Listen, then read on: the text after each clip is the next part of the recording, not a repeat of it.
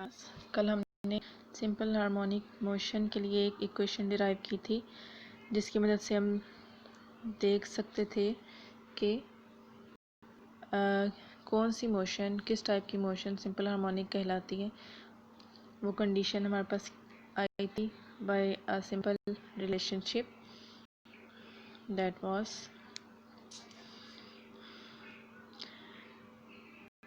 F equals to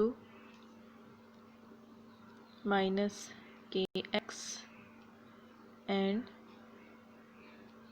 F equals to ma के combination से। यहाँ से आपको पता है a की वैल्यू हमारे पास आई थी, a was equal to minus k divided by m multiply by x। ये हमारे पास एक्सेलरेशन की वैल्यू आई थी, जो कि आप यहाँ देख भी सकते हैं। This was the acceleration which is equal to minus k by m x।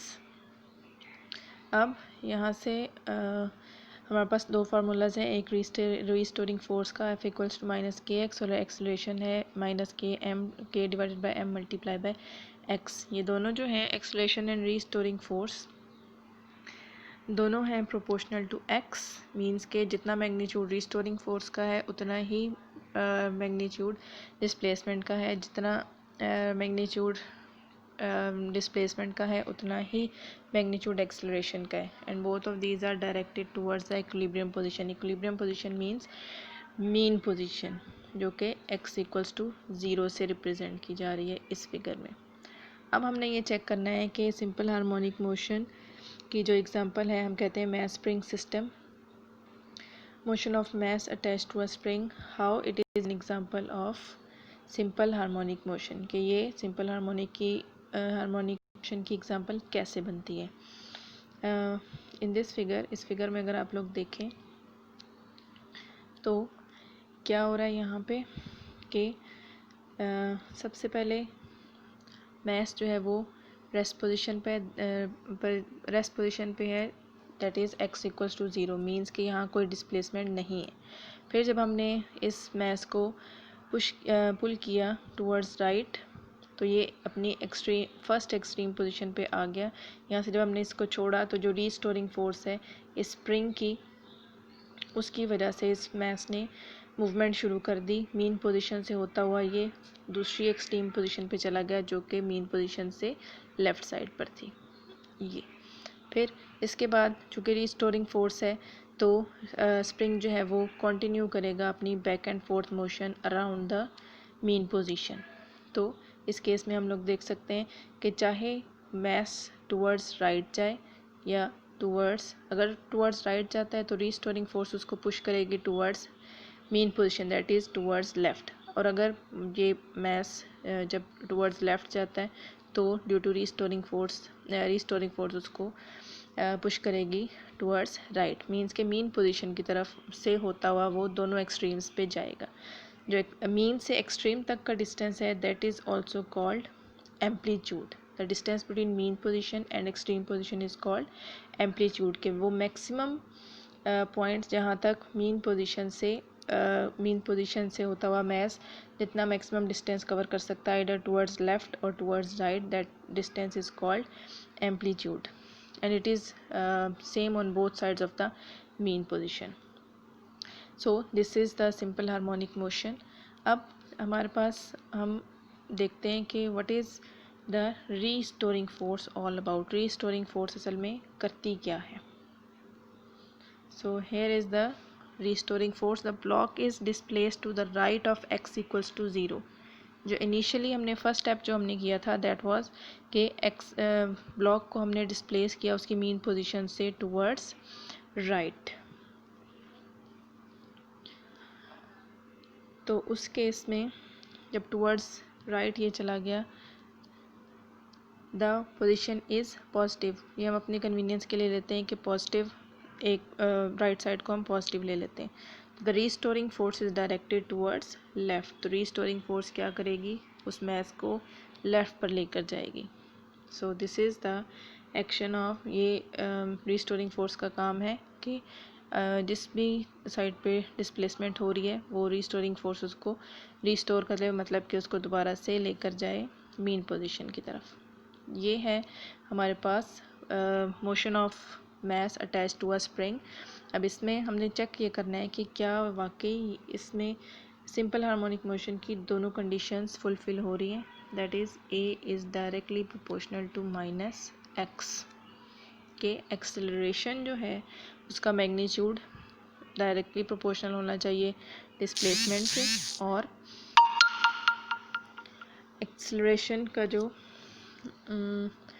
Direction है that must be directed towards the mean position. ये जो नेगेटिव साइन शो कर रहा था कि इसको मीन पोजीशन की तरफ डायरेक्ट करना चाहिए। सो ये दोनों कंडीशंस फुलफिल हो रही हैं कि आप जितना आगे रेस करवाएंगे स्प्रिंग को उतना ही ज़्यादा स्पीडली वो मूव करेगा, मीन्स की एक्सेलरेशन उसकी ज़्यादा होगी, और चाहे वो राइट पे जाए चाहे लेफ्ट पे जाए उसकी डायरेक्शन होती है towards mean position. So both these conditions are satisfied for the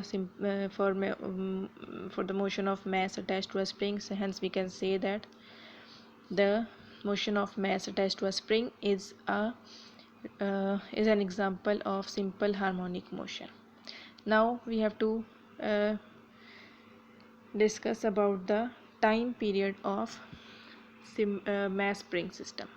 mass spring system का time period कैसे निकालते हैं, that is फॉर्मूला है हमारे पास t equals to 2π√m/k।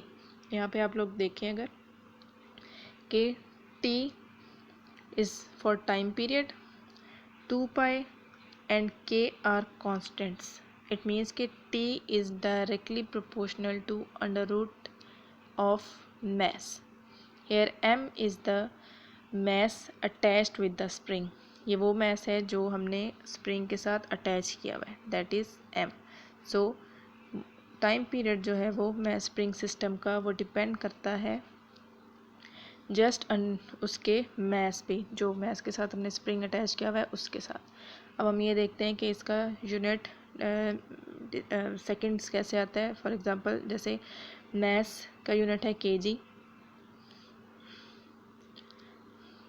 Mess का यूनिट है kg, और स्प्रिंग कांस्टेंट का यूनिट है kilogram divided by second square. तो सेकंड स्क्वायर डिवाइड हो रहा है, ये यहाँ न्यूमरेटर में जाके मल्टीप्लाई होगा, और जब अंडर रूट लेंगे इसका सेकंड स्क्वायर के अंडर रूट के साथ कैंसिल हो जाएगा। So the unit of time period is second. ये वैसे भी हमें पता है कि टाइम पीरियड हमेशा सेकंड्स में आता है। सो जब भी हमें ये पूछा जाए कि what are the factors on which time period of mass spring system is depend upon, so we can say that mass attached with the spring is the factor on which the time period of mass spring system is dependent.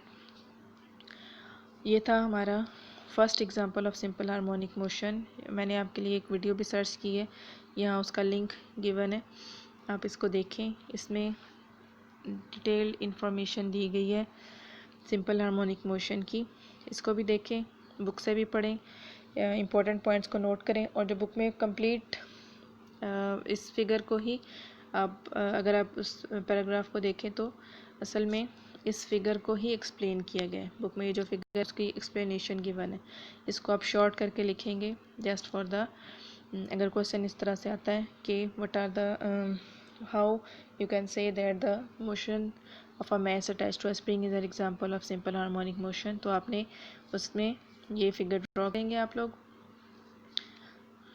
और इसके साथ इसकी explanation देंगे कि इसकी extreme position क्या है, इसकी मीन पोजीशन क्या है, एक्सेलरेशन कैसे इंक्रीज़ करती है, किस पे डिपेंड करती है, ये सब कुछ आप लोग इसमें लिखेंगे। जो बुक में कंप्लीट टॉपिक गिवन है उसको शॉर्ट करके लिखेंगे इसके लिए। होप आपको ये समझ आई होगी। अगर कोई भी आपको प्रॉब्लम हो तो आपने मुझे बताना है।